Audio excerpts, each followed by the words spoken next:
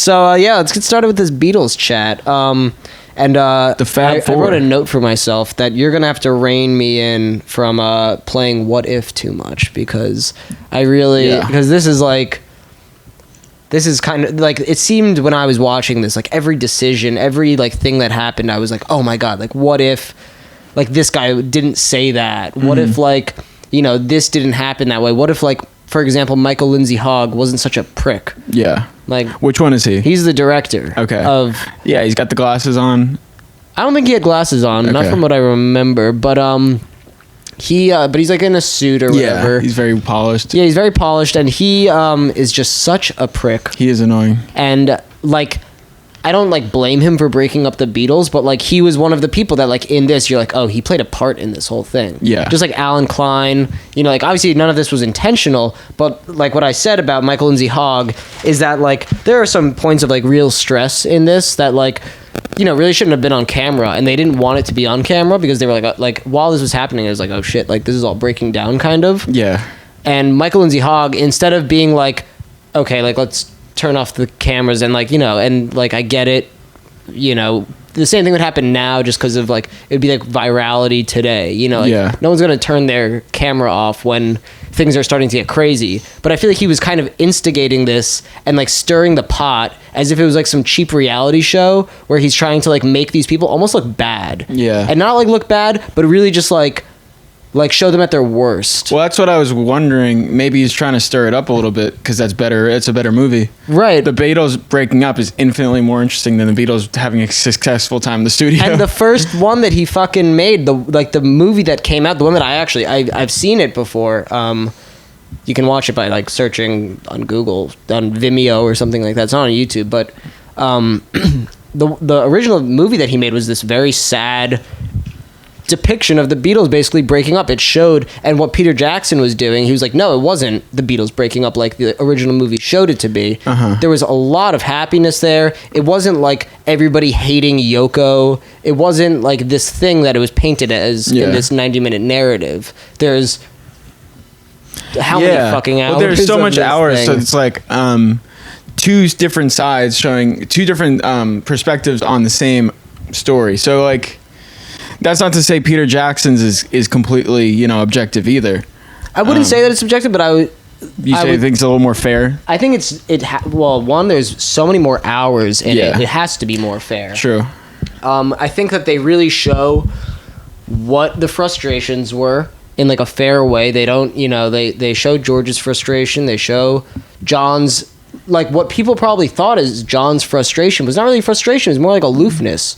He was just kind of like up in the clouds a little bit maybe bored, or just kind of like not super motivated to make an album at this point. And I think that one of the downfalls for maybe the Beatles, but at least these sessions at the least, was the rushedness of it and the feeling of like having to work on this strict timetable to put out this TV special, which ultimately didn't happen. Yeah, I think they all seemed a little harebrained in that aspect. Like they had so many plans in the air, and like I don't think it's just John guilty of that. I think it was like they didn't know what they were going to do, and they were trying to figure it out. That's why it's such an interesting film to me, because it's a film about a band trying to figure out what they're going to do. Yeah, and you really see the impact of like not having a manager. Yeah, because Brian Epstein died in 1967, and I think that they had already done everything for Magical Mystery Tour at that point. Yeah. So then the next album was the White Album, which was the first album that they like recorded on multi-tracks. They weren't like all together. And the idea for this was like, I think they say it at some point in the very beginning, is like, let's get back to like recording together. Yeah. That's the title of the movie. But yeah, no, they wanted to like get back to it, and you see that like it's not that they weren't ready for it, but they were just like they were not ready to get back onto this like schedule thing. Yeah, you know, I mean, like 6 months before, probably a little burned out. Definitely burned out. I mean, they just came out with the White Album basically like 6 months before, probably. Yeah, this is the beginning of 1969. And you said so these sessions were 2 albums, right? It was Abbey Road and... Well, there were parts of Abbey Road on it, but these are the Get Back sessions. And then later, like, you see some of Abbey Road coming out in this. So it goes Get Back. Well, I thought Let It Be was their last album, though. Let It Be was their last released album, but Abbey Road was their last recorded album. Oh, yeah. So that's interesting why they did that. I mean, I think Abbey Road is a stronger album. Abbey Road is 100% a stronger album. Yeah. So you think that's why they did it? No, actually, I'm not sure why they did it. I do know that I think that a lot of it was they were just really... This album was messy. Yeah. The Let It Be... George Harrison recorded the solo for Let It Be in like January of 1970, I think. Wow. Which is basically like the Beatles had just about started. They were like, we're done. Yeah. It hadn't been official, I think, in the papers yet. Yeah. But they had all broken up, and like Paul and George basically just like went to go record the solo for Let It Be, and then there was all the production. Like, you know, who's gonna produce it, you know? There was a lot of post-production on this album. A lot of post-production, and also just a lot of mess on like the production. You know, they started out with Glyn Johns, you know, then they were like George Martin. Then they could have used a Rick Rubin type. They could have to go in there and be like. Well, I think that was Phil Spector. That was Spector. I think that was Phil Spector at the time was this Rick Rubin, and I'm sure Rick Rubin would love that comparison. Yeah, right. I'm sure. Maybe not as a personality, but no, but it's completely different bodies too. No, but yeah, like, and you know, I love Phil Spector's production on so many albums. Yeah, I don't know if this was the job for him, and I think that there were a lot of albums that he produced that were just not the job for him. And he really because he had the wall of sound, which was like this very recognizable thing. Yeah. And it's not like it was for everybody. The Ramones, you think he did good? I don't think he did good with the Ramones. It's I think it's not bad. I don't think that he's the reason that album is like weak. Yeah. I don't think that he's like this. I think where it works. Like when it works with them. Yeah, I mean, like, you know, yeah, we don't have to keep talking about that Ramones album, but Rock and Roll Radio I think is a good song. Rock and Roll Radio is a good song.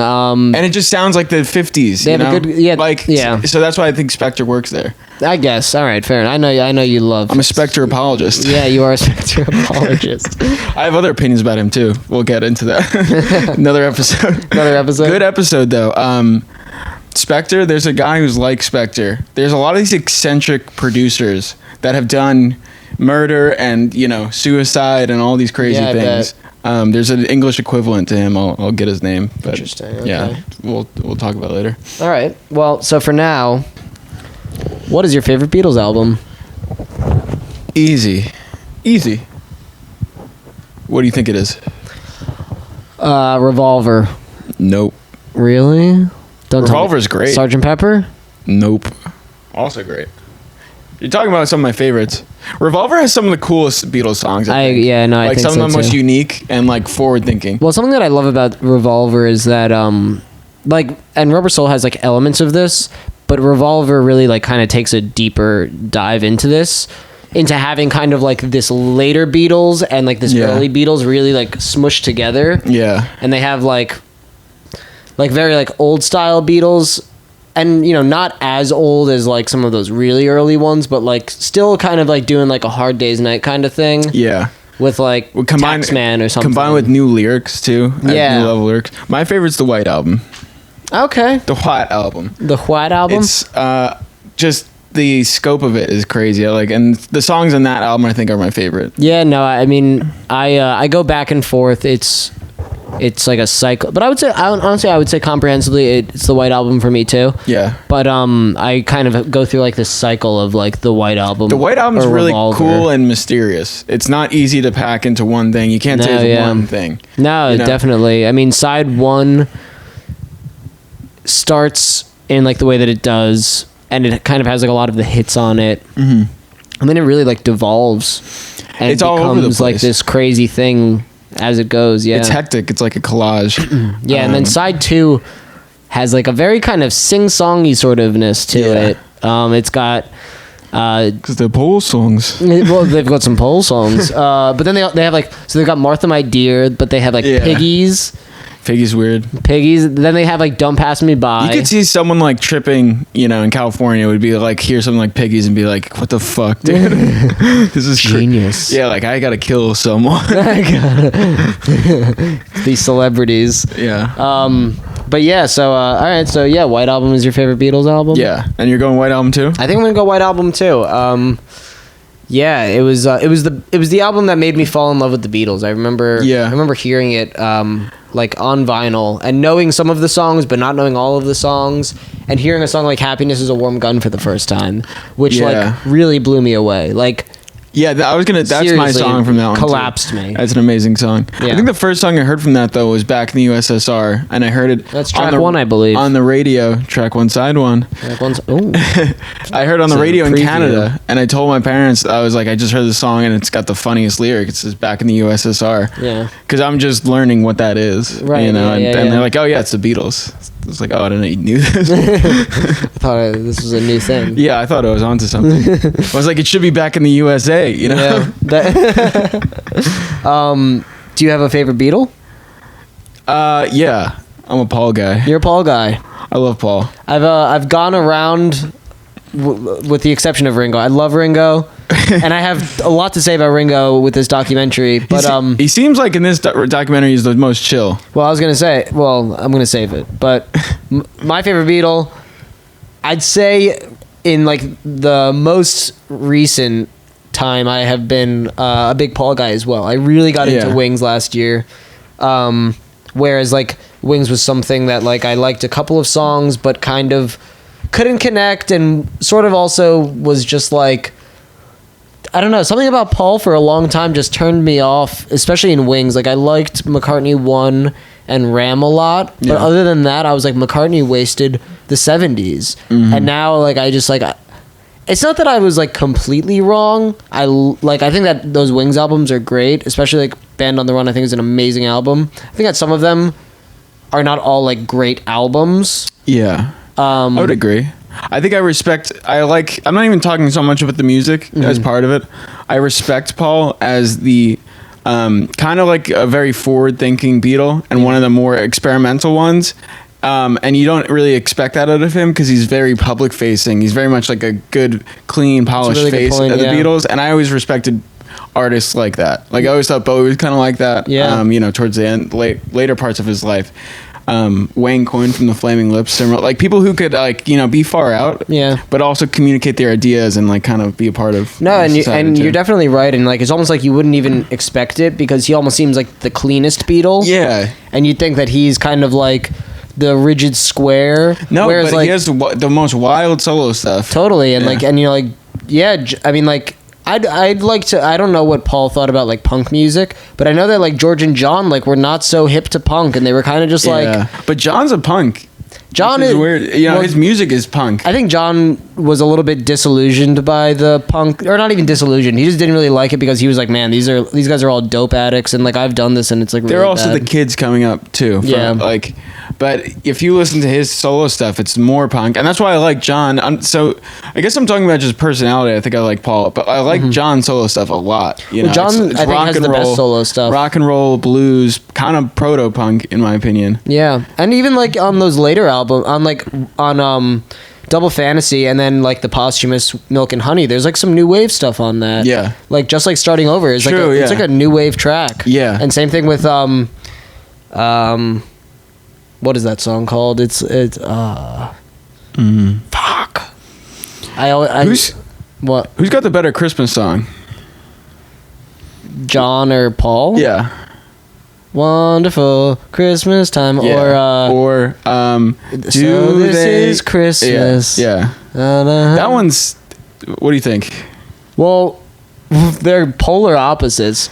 Wonderful Christmas time is like an extremely happy song, and the Christmas song by John Lennon is basically like Happy Christmas, but the people all over the world are starving and children are dying. It's so like, it makes me, every time I hear it, and what have you done? And I just look at myself and I'm like, you piece of shit. What have you done? Yeah, no, it is a bit of, definitely, I think musically though, like the more beautiful one, I'd say it's John Lennon's, yeah. The first lyrics for his Christmas song are, and so this is Christmas. and what have you done? It's like, that's punk. Yeah. And then whereas Paul is like, simply having a wonderful Christmas time. Yeah. No, but as you know, the Christmas songs were not played in my house very much. I didn't know that. And that's fine. Yeah, no. But you don't play the radio during Christmas? No, I guess I do. And my favorite Christmas song has always been Baby Please Don't Go Christmas by Darlene Love. Mm-hmm. Yeah, Baby, that's a great please one. Don't, or that's Baby, Please Come Home. Yeah, that's one of my favorites too. I like the Eagles one too. I don't know that one. It's an episode. What's it called? Bells will be ringing. This sad song. Please come home for Christmas. Who's singing it? It got to be Henley. Is it Henley? It's a Henley tune. It's a Henley tune. It's a Henley Christmas. All right, yeah. Let's bring this back to the subject. But so yeah, back to Ringo. I have Ringo written down as the MVP of Get Back. Coolest MVP, sitting there behind his kit, clearly fed up with all these egos. Yeah, and and I think that this documentary, if anything, like, gives Ringo his flowers and demands his respect from people who watch this, like, documentary, because the three of them are kind of like, they're all, I don't know, like they're having a rough go of it, mm-hmm. and they're all kind of caught up in their own shit a little bit. Yeah. Like George has the whole like enlightenment / like, let me be more on the album type of thing, and I want to be creative also. John has this whole like, well, I just just want to spend all my time with Yoko. Mm-hmm. And then Paul is like, no, I want to like keep the band the way that it's always been, and I don't want to like I don't want to give up. And they're all kind of on this ego trip a little bit. Yeah. And Ringo is just there to do what he can, which is always what Ringo has done. Not glamorous, but that's a drummer. If that's not a drummer, what is? It's like you need the drummer there to be in the back, and he's not going to get the spotlight, but he's going to be a reliable guy. Yeah. He seems like, from what I've heard too, when people have met the Beatles, they've been like, Ringo was just by far the most accessible, nice guy. Yeah, and I mean, like, and you see it because, like, we were just talking about their solo stuff. They all used Ringo. Yeah. Like, did they really? Yeah, they all used Ringo on their solo stuff. But no one used Ringo. Ringo actually no, that goes against what you're saying. Yeah, no, but like the song, an interesting fun fact is that "I'm the Greatest," which is a Ringo song on Ringo, is the name of the album, I believe. Mm-hmm. And it's like his second. I think it's his second solo album. Very 73. Original. But on the song "I'm the Greatest," which I think was actually written by John. Like McCartney called his McCartney. John, George, and Ringo were all on the track. Is it good? It's not my favorite Ringo track, but it's one of the better Ringo tracks. It's close to a Beatles reunion. It's close and that's like as close as it's gotten. I think. Yeah. I think that. I wonder if anyone's considered an AI Beatles reunion. Well, we kind of have an AI Beatles reunion, and it's the anthology like Real Love and Free as a Bird. But that's real Beatles songs. Well, they're not. They're John songs. They were made in 79. They were recorded in 79 as demos by John. Okay. And then the three Beatles got together and recorded it. No, but theoretically, you could have an AI write all the parts, right? Oh, like absolutely. A real AI, no, I mean, like AI, from what we've seen with AI, they could put in a prompt. Absolutely. What if the Beatles got together in this year, and what would it sound like? Actually, I'm kind of curious to see what that would be like. Yeah, if I knew how to use the computer more, I would definitely do it. If I knew how to use the internet better. Yeah. So. One of my favorite parts of this was and I don't remember his name, the keyboardist they bring in, Billy Preston. Billy Preston brings so much life to clearly a band that's like kind of struggling. Yeah, I have him down as another MVP, even though he's not technically a member of the band. Yeah, and it makes sense from like being in situations with musicians, and then you bring someone from the outside that kind of like livens it up again. Yeah. And like you could tell he's just having the time of his life playing with the Beatles, and he sounds so good with them. Yeah. And it just makes them all want to like sound good. They first bring him in Everybody Had a Hard, and I've Got a Feeling. They first bring him in for I've Got a Feeling, and had a hard on. And And I think, and you know, they're all just like playing it a little bit dead, whatever. Yeah. And like as soon as Billy like hits the keys, everybody's just kind of like, oh, this is fun. And then like everybody immediately gets into it, and then they have like this great take. And like this great this great recording of because they get out feeling. of themselves, you know, and a little bit. Yeah, and they have like a friend. And John just goes, "You're in the group." Yeah, yeah. And like, you know, honestly, I wouldn't have been surprised. And like Billy Preston's another guy that worked with the Beatles, and like I think that this, especially this, like being on Let It Be, really like excelled him in the music community to being more of a collaborator with a lot more people. Yeah. But yeah. Do you have a favorite song? Or actually, no. Before, I'd like to talk about highlights. Are there any moments from this that stick out to you? Yeah, Billy Preston, he was one. The other was, I think, the two cops at the end. Yeah. Trying to get up. It's very comical. You feel a little bad for them. Yeah, you know, they're just doing their job. They don't even want to be there. They got that nerdy English chin strap that goes right there. Yeah, and then like, blah, blah, blah. And they're just on the wrong side of history. Like, you just look so square. Like, you're up against the Beatles. You're not going to win. Yeah. But that was a really cool scene. And it's kind of funny, the interviews that they're getting of some people being like, well, it's the afternoon. It's kind of annoying. Yeah. Beatles are not. I want them to shut up. It's kind of crazy, like, just like in hindsight that happened, because like, could you imagine what would happen if like just Paul McCartney got on like some rooftop in Brooklyn or something like that and started playing really loudly? Like, people would stop what they're doing and just gather, you know, and like it wouldn't be this like, hey, we're trying to work. Oh yeah, no. Companies would be like, everybody, Paul McCartney is playing. Like, let's go watch. Well, yeah, their companies would be sponsored. Like Wall Street would stop. It'd be sponsored by Bitcoin. Yeah. So a highlight for me, aside from seeing Paul like build Get Back from the ground up, which I thought was like so crazy. Yeah, crazy, kind of exhausting to listen to. Yeah, like, and to hear him like just starting out with like a simple bass line, and then he's just like mumbling a melody, and then and you see that he's not even like intentionally writing lyrics. He's not like sitting down, pen to paper, being like, like, what should I write? He's just like mumbling stuff, and then like the words that come out of his mouth of what he's just mumbling in the melody like ends up being the lyrics, which is why the lyrics are like just kind of funny. Yeah, well, I think a lot of songs are written like that. And I think that's what a lot of Paul songs maybe are written like that, because a lot of his lyrics kind of have these just like, I know, like nonsense lyrics. Well, so like David Byrne's a good example. I know he uses that kind of thing.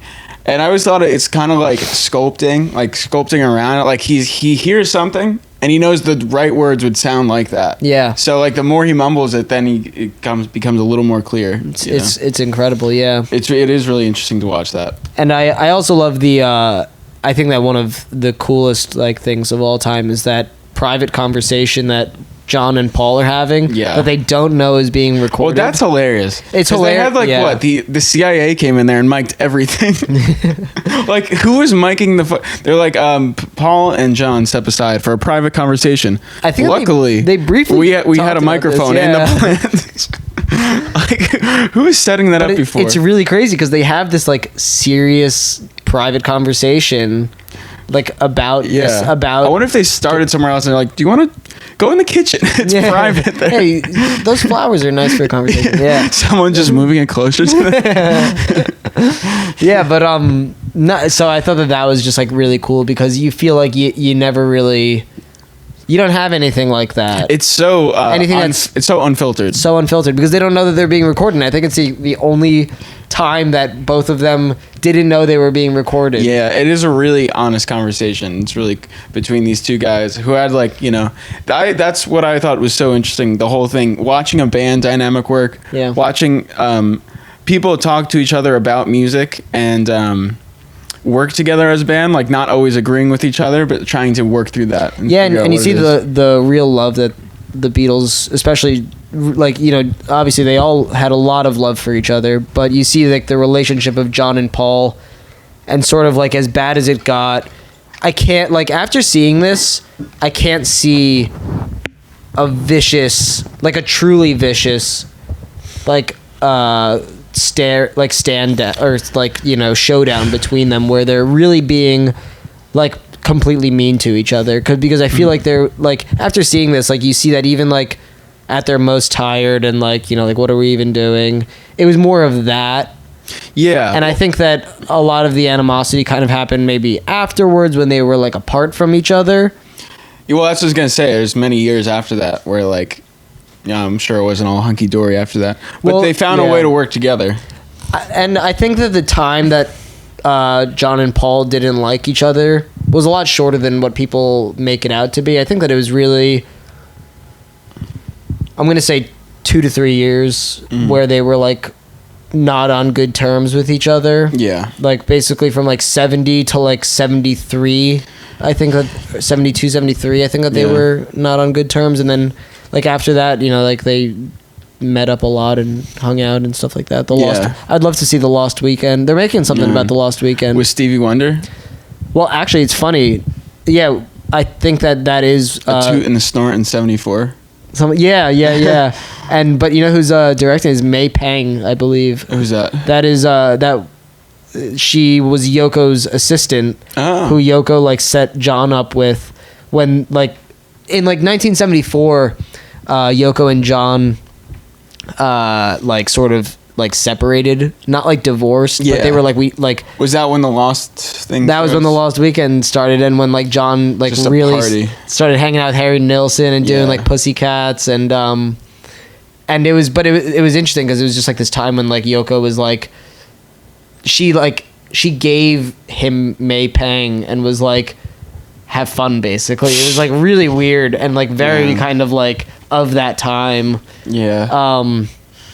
But yeah, that's crazy. And now like that's kind of like May Pang's like claim to fame now, sort of, is like I dated John Lennon for like 2 years. That's a pretty or good like a year or something like that. I wonder if he beat her. I don't think so. Just I'm curious. I think she was like 18 at the time also. Okay. Like maybe not. She might have been. I don't know. I shouldn't say that. But yeah she was. So he was not beating women at that point, or? No, I don't think he ever beat Yoko. So he's done beating. He used to be cool to his women and treat them. He was really terrible. Yeah. Man, he was mean, but he changed his scene. He's just a jealous guy. But yeah, do you have a favorite song from The Rooftop? Which one do I like? I like what's that one with the riffage in it? Dig a Pony? Don't bring me down. Don't let me down. Yeah, don't let me down. Did you really just say don't bring me down? Jesus Christ. What, man? Not everyone loves the Beatles as much. They're just a band. Don't Let Me Down. I love that song. I love Paul does a little shimmy on his bass. Yeah. He shakes his butt. And really and I like his bassman sticker. Yeah, I love his 3-piece suit. I love everything about him in that one. Yeah. And it's just got a great riff on it. I totally agree. I wanted to name another highlight. We sort of talked about it, but I love the Abbey Road songs. Getting to see those songs being recorded, because we don't have like an Abbey Road movie. I doubt they were being filmed for that, and if they were, it was like maybe here and there, and like they're probably just not that good of recordings or whatever. But like having like a 4K basically full band like recording of, you know, like She Came In Through the Bathroom Window, or like was there a lot? There was they teased like I Want You, She's So Heavy. Yeah, right? They did that. That one I would love to see in its entirety. That's one of my favorites. Me too. Maxwell's in that, I think. They had Maxwell Silver Hammer. They have Something. Yeah. The early parts of Something. And they have like George solo stuff. Yeah. They have All Things Must Pass and Isn't It a Pity? And there's this amazing scene, and it's like after George leaves, because like they were being so mean to him. Yeah. And they were just making fun of Hare Krishna. Yeah. They don't even call they just call them like the Hare Krishna people. Yeah. Like they don't even say like they just say like, oh, it's those Hare Krishna people. But yeah, no, they were being so mean to George, and after he leaves, they're playing like his songs that he recorded, and it's so sad because they're just playing like Isn't It a Pity and All Things Must Pass, and they're just like listening to this like really like just somberly. Yeah. And it's heartbreaking, and they're just like, you could see that they're like, oh, these are pretty good. Yeah. You know? Well, they were reluctant, I guess, to change that dynamic that they had. Yeah, and in some ways I don't... McCartney, Lennon. I know, and like hindsight is 2020. It's not McCartney, Lennon... it's Lennon McCartney, first of all. Whatever. It's not Lennon McCartney and Harrison. Harrison, no.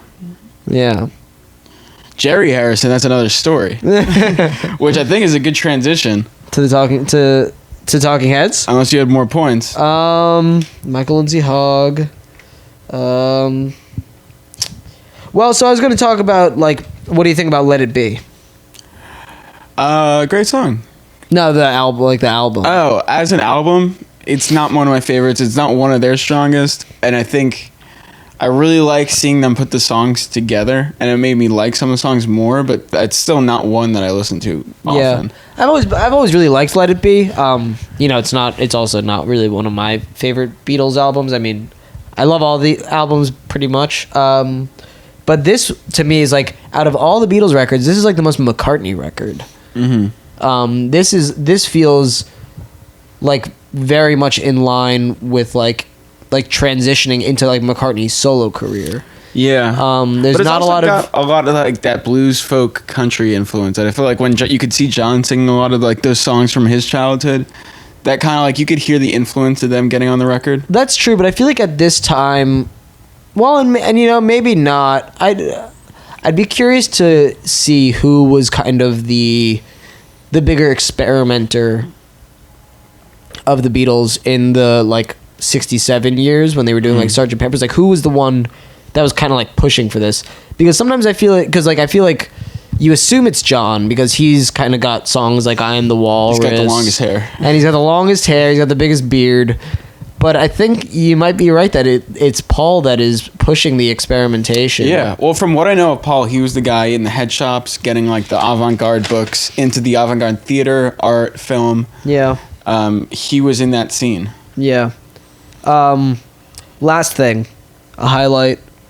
Paul playing drums to Yoko singing is so funny. Yeah. Like, he's really into it. He is. I think it's fun to watch this one because there's a lot of times they're in the studio, they're just getting a little loose. Yeah, and like not too many people are there. They're just kind of like messing around. It's like watching you like with your friends. Like, it's like it really makes the Beatles so relatable. Yeah, it's like I've had these sessions where people are just fucking around, and it's wild that like George was the youngest of them, but it's crazy that he's 26. Yeah, it is wild. Like.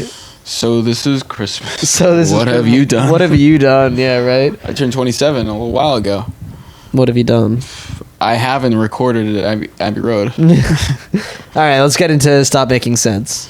Woohoo! All right. Why Stop Making Sense? Why a movie? Why tour? Why did the musicians come out gradually? All these questions will be answered. And in fact, these questions are asked on the back of the album that we're looking at right now. That is, of course, the live edition of the album. Yeah, if you thought that Ken was super talented in improv, he's not. No, but those weren't I could have come up with, I think, better questions. All right, I've got a question for you. Does the Stop Making Sense album contain versions of Talking Heads songs that you prefer to the regular recordings? Yeah, I think so. I think Take Me to the River, like the live one.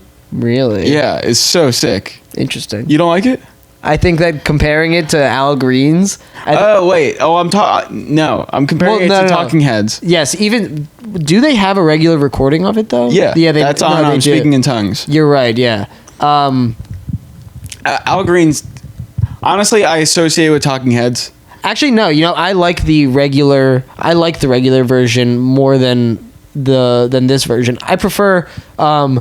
You like the regular version? Yeah, what's the regular? Like when Al he goes Green or studio? Well, no, Talking Heads regular version. Okay. Out of all of them, Al Green by like so much for me, honestly. Okay. But Talking Heads, I love when he goes like, "I'd love to stay," and he goes so far with it. Yeah. And then it like drops right in. I think that's so a lot tight. more fun, rather than in this one when he's like, "I'd love to stay," and he like does that, and then the backup singers come in and they go, "Take me to the river." I don't prefer that. Okay. I just think there's a lot of energy, and I think this is a perfect one to talk about the movie. When I hear these songs, I see the movie. I see the dancers dancing back and forth, you know? Yeah. And it's like... them running in place. Yeah, and it's like, I think maybe the last song of it, and I just see the crowd going nuts. Like, is that the last one? It might be. I think Cross-Eyed and Painless is the last one. Yeah, maybe. But it's like close to the end. Yeah. I think I prefer the This Must Be the Place version On the live version. On the live version. Uh-huh. It's got a really cool set. I like how I also love how soft his delivery is in it. It's really like, and like that's part of like the whole set thing. It's like it's got like a lamp, and it's kind of like he's like building a house sort of. I like that a lot. And it's really really nice, and it gives like this intimate sort of delivery. But other than that, I think I prefer just kind of Talking Heads. What about Cross-Eyed? Cross-Eyed and Painless was the other one that I wrote that I think it like definitely competes. Yeah. I don't know. To me they're different versions, but I think I would listen to them both exclusively. Sometimes I like the live one, sometimes I don't. There's things with the live one with like Psycho Killer is a really cool arrangement. I would never listen. I had that in my mind. I would never listen to the Stop Making Sense version. But visually it works. Oh, well, and that's so I also wrote that down. You like enjoying this album. Mm-hmm. It's essential to watch. Like you can listen to it.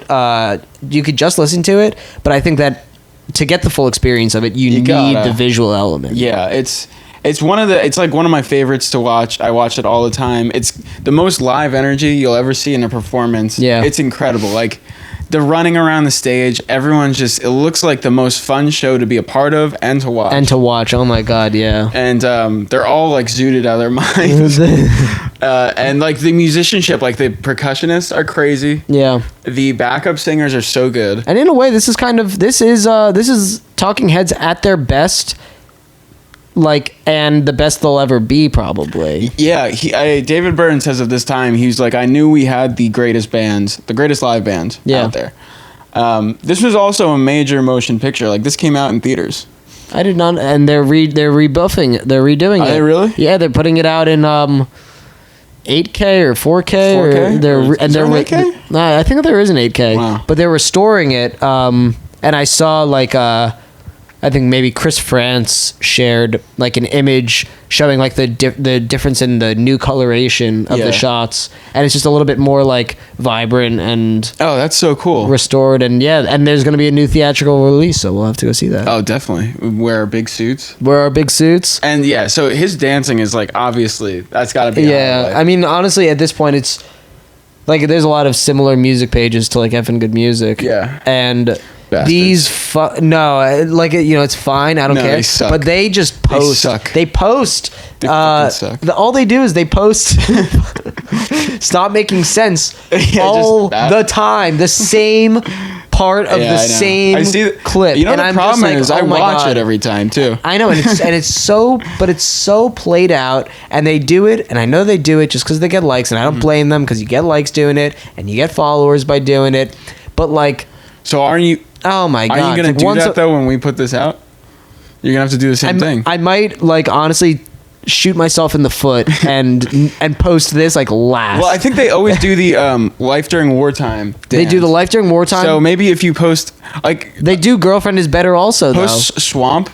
Yeah, that's where he pops up with the slick back hair. I don't know if Swamp has a big enough because the other thing with Life During Wartime is that it's a very, very popular Talking Heads song. Well, if you want to go the niche underground route though, but Swamp is not like one. It's got a weird fascist groove to it. People aren't going to be sharing it like fascist. It's groove. One that they would want to forget.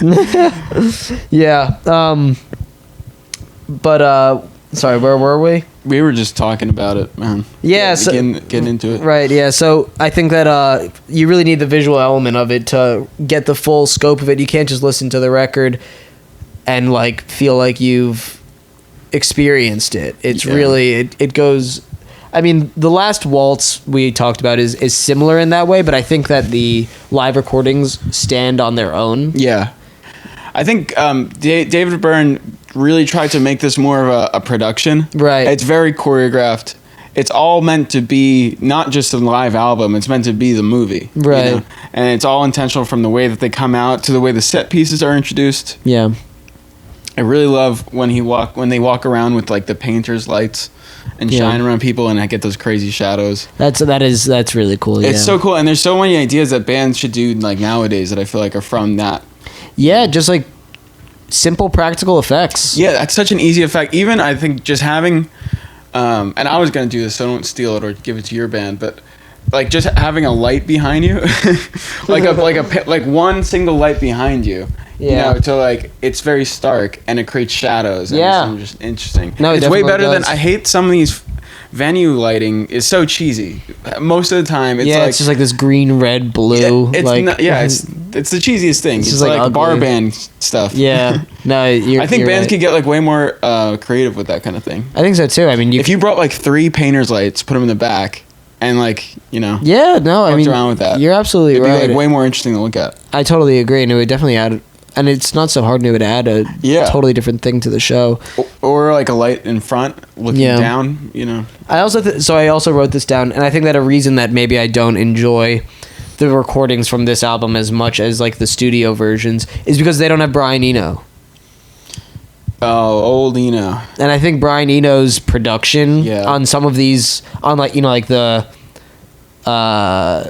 More Buildings album. Yeah. More songs about buildings and food. Yeah, more songs about building and food. Up to Speaking in Tongues. What else? Well, he did Remain in Light. I don't think he did Speaking in Tongues. Fear of Music. Yeah, he did. Did he? I think that was the last one he did. I don't think so. I think he did. I don't think so. I think so. Should we Google it? You're going to be embarrassed to find that he did. Okay. I don't have my phone on me. You gotta look Oh, convenient. Let's see. I'm about to... Speaking Ken is going to be so embarrassed. Wait till his face turns red. Egg on my face. He's about to have some serious egg on his face. You can probably just look up who produced Speaking in Tongues. Talking Heads. Yeah, they split with him. They what? They did split with him. You're right. Damn it. Oh my god. What came out before that? Remain in Light, no? Okay, so that was... I think he's... All right, Brett, you were right. You were right. When I'm right, I'm right. When you're right, you're right. Well, I'm not doing this podcast anymore. So I quit. This is shit. But I have another question for you.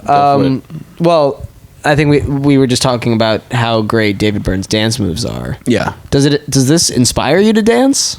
Yeah, this makes me want to dance. Does it make you want to dance? Are you talking about as an audience member or as like a performer? Well, I guess just in general. In general, yeah, it makes me want to dance. I see the people, the crowd is wild. The crowd's having a great time. They're having a blast, yeah. And it makes me want to get up and dance. I agree with you. Shake my little butt. I think that watching David Byrne dance doesn't necessarily make me want to dance though, because he's one of. It's like the guy that you can't get on his level. You can only watch him do the thing. So like if we were all in a nightclub and David Byrne was there, the room would kind of like form a circle around him and be like, oh, yeah. This guy's crazy. You think he's whipping out those moves at the dance club? I think he's whipping that out at Transpicos, yeah. And Bossa Nova. I do like the running dance they do. I think the running dance great. Yeah. And that's like a good move. That's good for us white folk. It's really easy to do. It's really simple. Just run in place. You run in place and it looks dope if you get like 2 of your friends next to you. Tip, if you have a few friends, stand in a line and try the running dance. and just do high knees. Yeah. The high knees are sick though. Yeah, it makes me want to dance. I think Adrian Belew has like some crazy moves too. Adrian Belew, yeah, and that guy is skinny as a rail. He is. He's so weird looking. Okay, here's a question. He's got long arms. His arms are like he's like a because his guitar solo. He had to reach it. Do you prefer this performance or Live in Rome? For the organization of it, this performance, because like it doesn't. Live in Rome doesn't have the cinematography of it, but I think by recording recording versus recording, I think I'd rather listen to Live in Rome. Live in Rome is great. Cross-Eyed and Painless is much better. Live in Rome. That's like a tight, really tight performance, and that's like a little more. I think it's a little more maximalist. Also, there's more going on. Yeah, it's a little more rock and roll, I guess. Yeah, that too. You know, there's like, it just feels like a little more of a raw. And Baloo's guitar is like this times 10. He's shedding, completely shedding. He's shredding. Shedding. He's shedding? That's what the jazz cats call it. They call it shedding. I don't think... Do they? Yeah. Really? You don't spend time around these people, but I do. I roll in different crowds. You know, like, only tip of the iceberg, you know, of my life. I'm so naive. Where I'm at all day. Yeah. Baloo, watching him play is always a pleasure, especially on this. Watching David Byrne shred is really cool. Yeah. He's got, like, a hell of a solo. Yeah. And I forget what song. Well, and when he starts out the whole thing with Psycho Killer, it's just like it's really like he starts to put you in kind of this not coming up with the word, but it's you get hypnotized. You get like hypnotized by it. And you become part of his world. He slowly brings you in by bringing out different things. And so it's like a great visualization of the band. Like you're just brought into their whole world. Yeah, it's really something, and it's cool that they like had the idea to do this at this point in their career. I guess actually, if they were to do it at any point in their career, it is this point. Mm-hmm. Because after this, I mean, they come out with Talking Heads. Yeah. They don't really come out with much. They have a few albums after this that are like a couple of good songs, but yeah, this was, I think, probably their peak. Yeah. They had good stuff after that, but it's just different. No, yeah, I mean, like I love Wild Wild Life came out after this, and that's a weird album. There's some good stuff on there, but People Like Us is one of my favorite Talking Head songs. Yeah, and then there's after this is also what is it, little monsters or little creatures or something? Yeah, was that with Road to Nowhere? Yeah, Road to Nowhere, and then they also have And She Was. Yeah, great song. Moving, she was. And she was. Yeah, but probably catching a band at its peak, just electric. Yeah, I mean, incredible. Let's talk about this build-up that we've sort of talked about a little bit. The build-up of you start out as minimalist as possible with Psycho Killer, and then by Cross-Eyed and Painless at the end, you are like looking at maximalist, Talking Heads, balls to the wall, just full throttle. It lets you appreciate Charlie's Angels too. every little element that they add in. You know, because you watch them come out. Like otherwise, it's just. I think it's from an aesthetic point of view. It's intentional in that like everything comes out. You're not going to be able to pay attention to everything, but adding just one new element, now you could like kind of focus on it and see how much it brings. That's a good point. It doesn't like overwhelm you because I bet like. And I certainly feel this way when I watch it, is like you don't even notice it by the end, because they're so slowly kind of introducing it to you that it's like when you grow, and like you grow like an inch every year or something like that, and like you don't notice that you've been growing, because like it's just been so like incremental. It's also very celebratory. It feels like a party by the end, because everyone's out there, and it's impossible to kind of play like a sad, somber song with no energy when all your friends are out there. Do the Talking Heads do they have sad songs? No, I mean there's songs that I think are more Heaven. Heaven is a but that's earlier on. Yeah. It becomes more of a party. Like when all your friends are out there on stage, it's gonna be a party. Yeah. And that like I think it's so cool. You could see like all the Talking Heads interacting with everyone else in the band. Yeah. What do you think Talking Heads' relationship as a band was like at this point? Well, Chris France and Tina they've been together. Married, yeah. I think at this point it was still really good. You think? From what I know of the band, I think a little bit after this, like especially when like Talking Heads, like the one with their name on, album. And when David Byrne's doing the movies, you know, whatever. True Stories. Yeah, I think that's where it was like he was becoming more of David Byrne. Yeah. And they were kind of like, you know. Aren't we a band? Yeah. It does have the interesting moment with the Tom Tom Club. Yeah. Which has a little bit of that vibe of like. Yeah, David Byrne gets off stage. And like you understand it because he's been doing the most work this whole time. Like, no, you get it. And he needs to change. But it also does have that feeling of like, this is a different project, like, and I'm not here for it. Yeah. And I mean, like it seems like he's got that they have everybody's support except for David Byrne's in a way. Yeah, I think he's it just they splinter a little bit after that. Yeah. But he has I mean, that's Tom Tom Club record's so sick. And I don't know this, I'm purely speculating here. But what do you think like Jerry Harrison's feelings on bringing in Adrian Belew was? You know, because there has to be a part of you that either like resents the fact that this guy is doing things that you just can't do, or like you're welcoming this, but either way you have to observe the fact that this guy is like better than you. Jerry Harrison didn't seem like a very egotistical guitar player. He didn't, which is why I'm saying this is purely speculation. I don't think that it bothered him. He also was a keyboardist for the Modern Lovers. Yeah. Originally, I think he was comfortable coming in. I think he wanted to play, and he had like ideas about music more than just guitar. Yeah, I don't think it bothered him. And I don't think it bothered him either. And maybe like the reason that he like kind of played guitar early on is because they were sort of like a punk band. Yeah. They were playing like this very stripped down style of music. And he was never the big lead guy like Adrian. Yeah. Like, so I think he would have seen that and been like, this is really cool. Yeah, and I mean, now Adrian Belew and Jerry Harrison toured together. Yeah. And I would love to see that show, honestly. Yeah. I started getting into Jerry's like solo stuff. Like Black on Red or Red and Black, whatever that album is, and it's really good. Yeah, I should check it out. Yeah, there's like some really cool songs on there. What would you say that it's more Modern Lovers or more Talking Heads? Or it's like My Life in the Bush of Ghosts, kind of. What is that? That's Brian Eno and David Byrne. That's like there's one of their solo albums, which is very like 80s, like weird. Gotcha. Kind of like post punk, atmospheric. Really cool. I'll show you a song after this. Definitely. Yeah. What was your favorite song and then like favorite moment from this? I think Cross-Eyed, seeing that influenced me a lot. Yeah. When I was in a band in college, like we played that because I thought it was the coolest thing. That jam they have in the beginning. Yeah.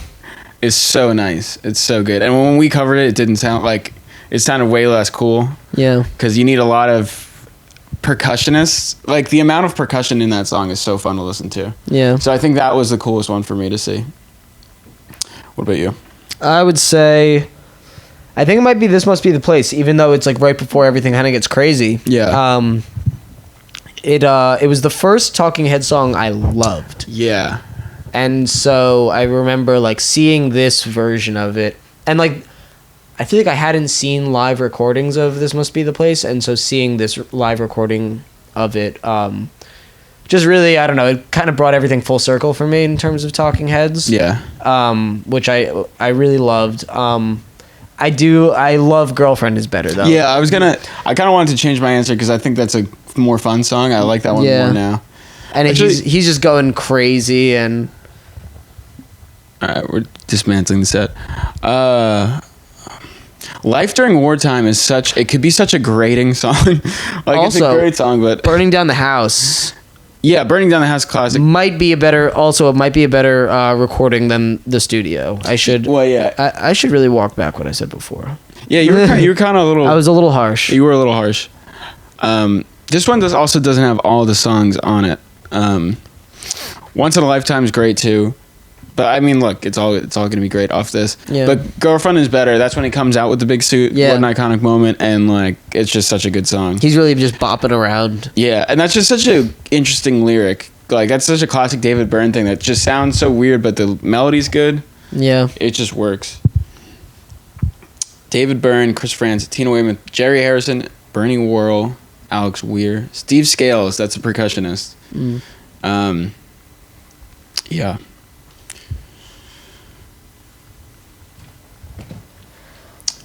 Well, how you feeling? I feel good. I feel like we really talked about a lot of films. Yeah. And I'm glad we got to finish this because the last one we recorded was the day before my birthday. It was on it's like 5/2 actually. Right. Yeah. So it's been a bit. And since then, so much has changed. Yeah. All right. Cool. So that's it. See you next time, folks. See you next time. Should we do some guitar? Yeah. All right. Let's play Psycho Killer. All right. What key is it in? It's an A. Or A minor.